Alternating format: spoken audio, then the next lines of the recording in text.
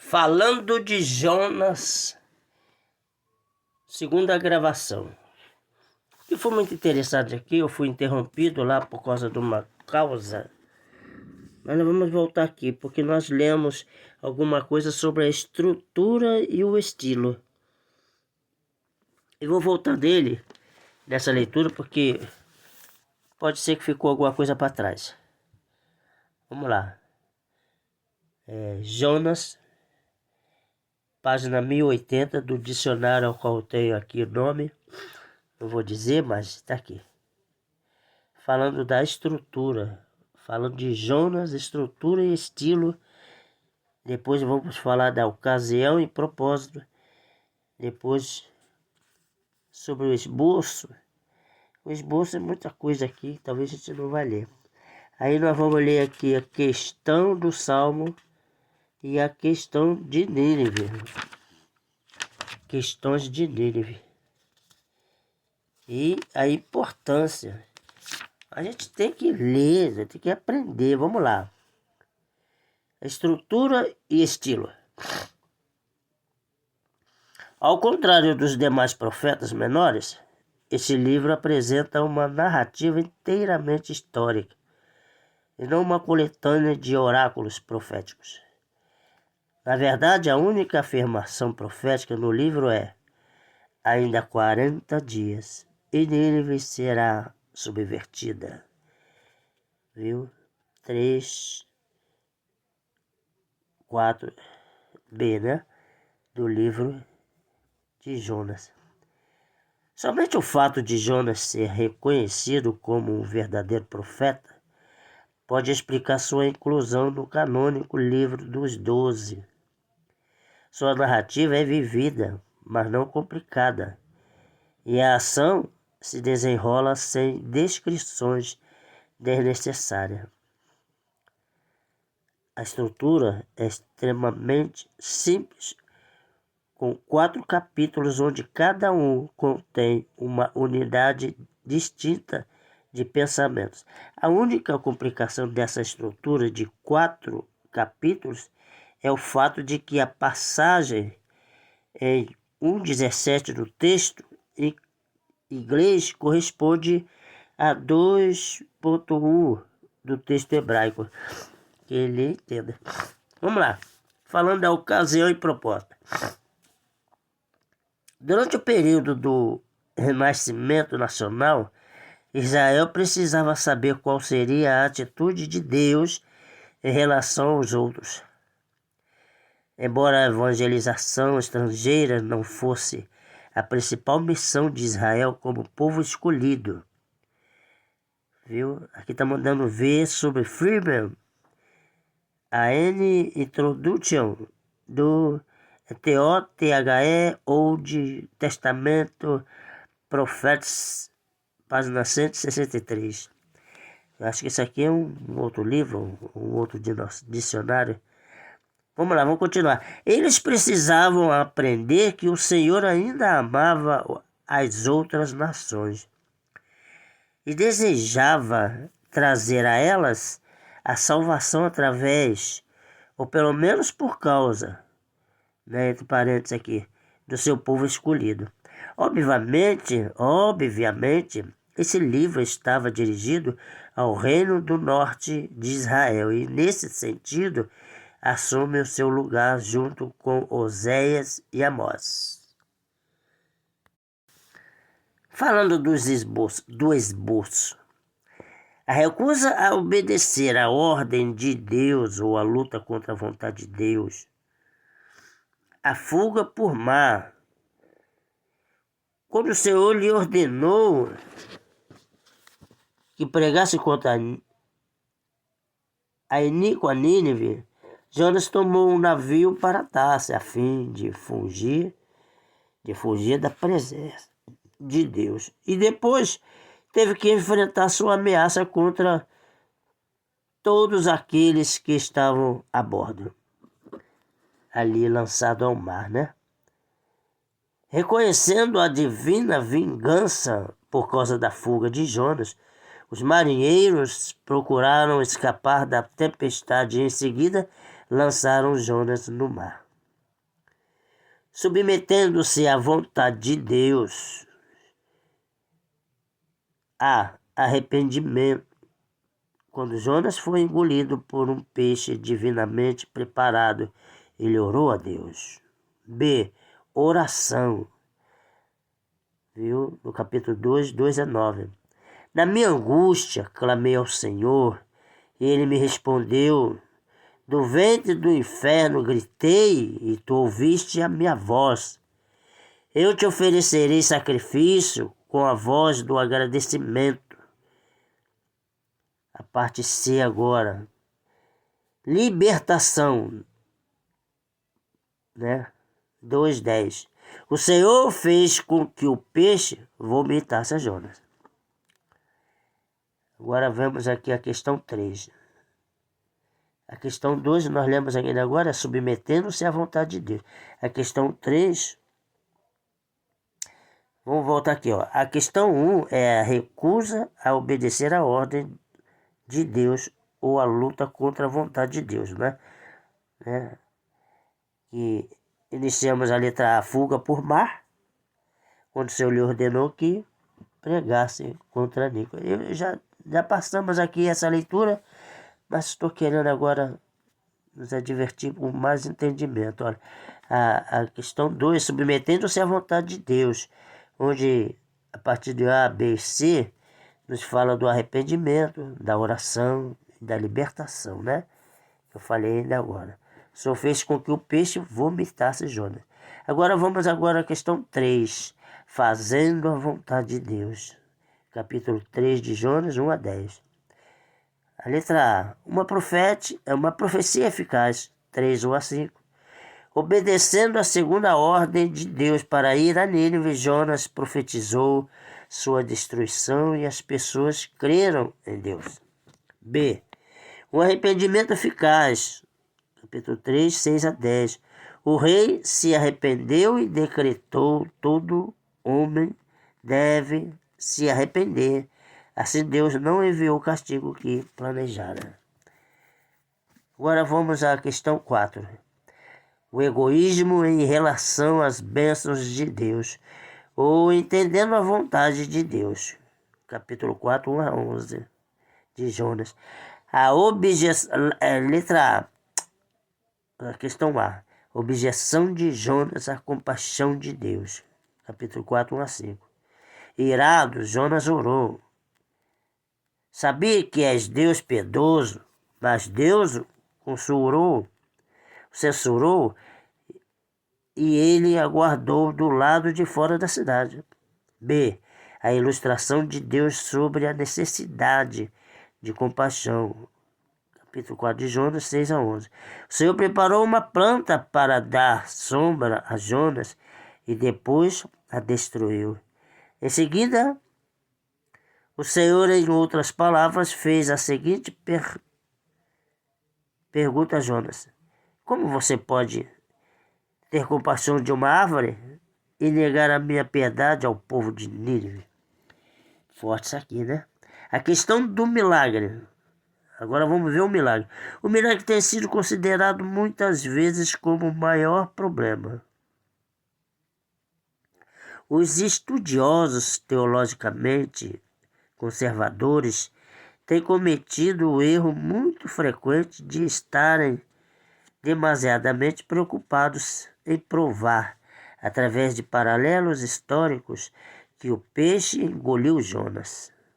Embora a sobrevivência a tal experiência esteja bem documentada em relação ao peixe, ela é desnecessária, pois deixa claro que o Senhor preparou um grande peixe. Capítulo 1, versículo 17 de Jonas, Também existem milagres no arrependimento de Nínive e na planta. Todos eles estão envolvidos em um complexo de milagres. A confiabilidade de qualquer milagre depende da habilidade de Deus de realizá-lo e não do homem ao explicá-lo.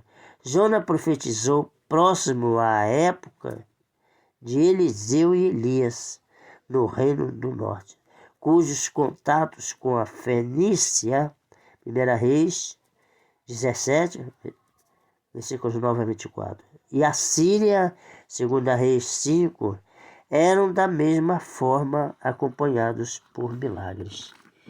A questão do Salmo. O Salmo 2, versículo 2 a 9, projeta-se no decorrer da prosa do livro e apresenta não só um problema literário, como também um problema citado. Peraí. Um problema lógico é esse. Embora muitos comentaristas tenham citado uma variedade de salmos individuais que poderiam ter sido citados suas palavras, não se condunam suficientemente bem para levar à conclusão de que fossem citados específicas. Muitos salmos provavelmente estavam na mente de Jonas e podiam ser livremente enunciados a fim de se ajustar àquela situação particular e de maneira a expressar apropriadamente as suas emoções. Novamente, os não historicistas atribuem essa porção a um autor do segundo século a.C., que teria vindo até mais tarde que o anônimo autor da narrativa. Mesmo quando estendido como uma composição de Jonas e formando uma unidade com o restante do livro, o problema continua existindo. Será que Jonas estava agradecendo a Deus por tê-lo livrado do mar através de um peixe? Será que um homem poderia orar de maneira tão eloquente no meio de uma experiência tão traumática? Talvez Jonas orasse do peixe, agradecendo a Deus por tê-lo salvado do mar, e com base nessa salvação inicial, ele estivesse contemplando a sua conclusão. Além disso, o salmo encontrado no texto pode representar em geral os seus pensamentos naquele momento e teve o seu estilo poeticamente aperfeiçoado mais tarde, depois de alguma reflexão. Vamos agora ler as questões de Nínive. E o negócio aqui segue muito, hein? Vamos ver se vamos ficar nesse áudio aí mesmo. Se esta história tiver sido a criação de um escritor do quarto século, ele foi totalmente descuidado ao elaborar as suas referências a Nínive, porque deixou que muitos pontos ficassem expostos e sujeitos a críticas. Alguns alegam que a cidade nunca teve um rei, capítulo 3, 6, deve ser o de Jonas, que Nínive nunca foi tão grande para que uma pessoa levasse 3 dias para atravessá-la a pé.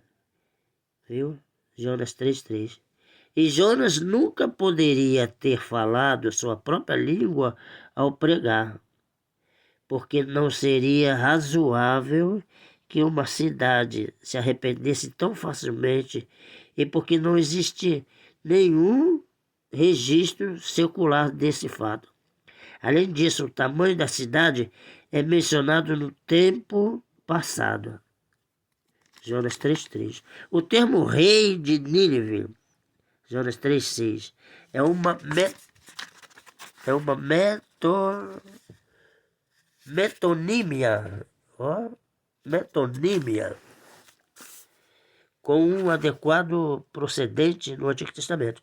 Por exemplo, havia reis em cidades como Samaria, 2 Reis 21:1, em Damasco, 2 Crônica 24:23, Salém, Gênesis 14:18 e Sião, Jeremias 8:19. Além disso, Como Nínive ainda não era a capital da Síria, o autor pode ter usado a palavra Meleque, rei, como uma transliteração da palavra Acádia, Malcu, que significa governador.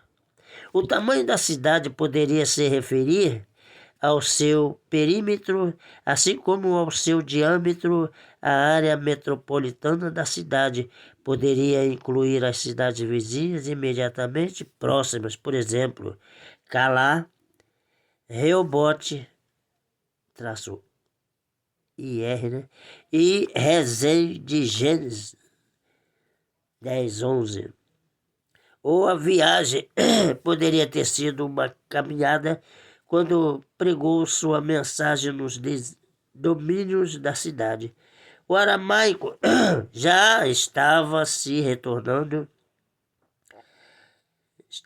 tornando uma língua comercial bastante difundida, segundo a Reis 18:26, o que Jonas provavelmente já sabia e da qual já teria suficiente conhecimento para transmitir sua mensagem a Nínive. A questão deveria estar centralizada naquilo que Deus podia fazer, ao invés daquilo que o profeta não podia fazer.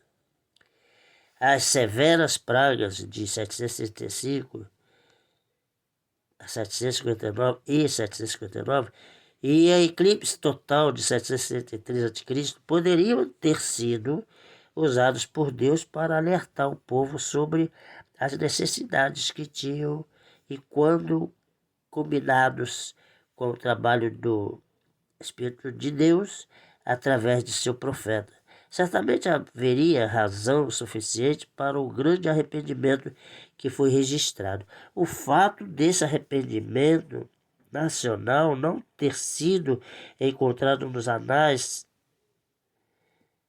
sírios existentes é um argumento a favor do silêncio.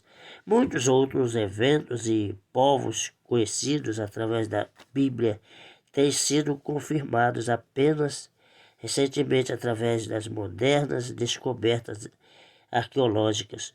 Não é de admirar que esse arrependimento, obviamente, não tenha durado, e isso fornece uma razão a mais para os assírios não terem mencionado em seus registros oficiais o modo passado do verbo relativo às necessidades de Nínive significa apenas que os eventos que ali tiveram lugar estavam no passado, quando o registro foi escrito. Forte isso aqui, né? Então, por que é necessário guardar isso aqui? Por que é necessário gravar isso aqui? Porque está escrito aqui nesse dicionário. Talvez você me pergunte, a página 1082. Eu acho necessário porque muitas vezes você sentado ou deitado com seu travesseiro na cama, você pode estar ouvindo esse áudio tranquilamente e começar a analisar e entender as coisas. Porque muitas vezes por escrito é uma coisa, por áudio é outro, por vídeo é outro, e o entendimento é alocado, é colocado à sua mente, no seu coração, e você passa a entender esse mistério. Nós vamos parar por aqui. Nós lemos apenas a questão, a ocasião e propósito, esboço, né, que nós lemos, a questão do milagre, a questão do Salmo e as questões de Nínive, né? Nós lemos aqui. Agora nós vamos estar lendo aqui, no próximo áudio nós vamos ler a importância, a biografia e falando um pouco mais de Jonas aqui. Aí já é Jonatas. Aí nós vamos pular fora. Pois é, poderia esticar mais aqui, né? Poderia esticar mais aqui. Que tal? Eu vou esticar aqui. Vou esticar aqui porque pensei que ia levar mais tempo para Jonas, mas não, estamos entrando em Jonas. Então vamos lá. Falando então, importância. Poucos livros no Antigo Testamento têm uma aplicação tão óbvia na igreja contemporânea. Eles podem ser usados para ajudar os cristãos a superar a barreira de suas estranhezas quanto à missão evangelística, à medida que são informados e assegurados do amor de Deus pelo mundo e do seu desejo de usar os salvos, para alcançar todos os que se encontram perdidos.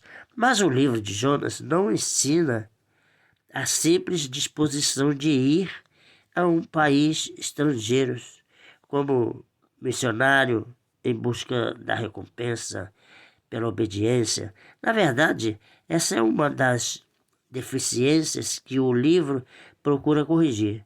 Não basta obedecer a uma ordem, devemos sentir simpatia por ela. A evangelização é uma obra que é realizada em benefício dos perdidos e não do evangelista. Devemos obedecer a Deus, mas pelas verdadeiras razões. A finalidade das missões é o reconhecimento da vontade de Deus e também a obediência e aceitação. Então nós vamos ler bibliografia. Não sei se vocês conseguem ler aqui, mas a bibliografia é meio confusa aqui. Eu vou deixar de lado esse troço aqui. Tá no nome aqui, Jesus. Então, se você estiver interessado, venha me perguntar que eu posso te dar uma dica. W.Y. Clifford, Dicionário Bíblico. Que Jesus te abençoe e te guarde. Então tá, então não vai ter terceiro áudio. Terminamos por aqui. Só vitória. Que Deus te abençoe.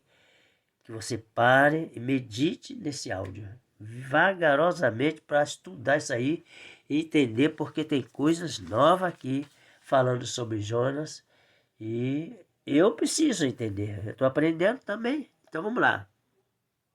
Obrigadão aí.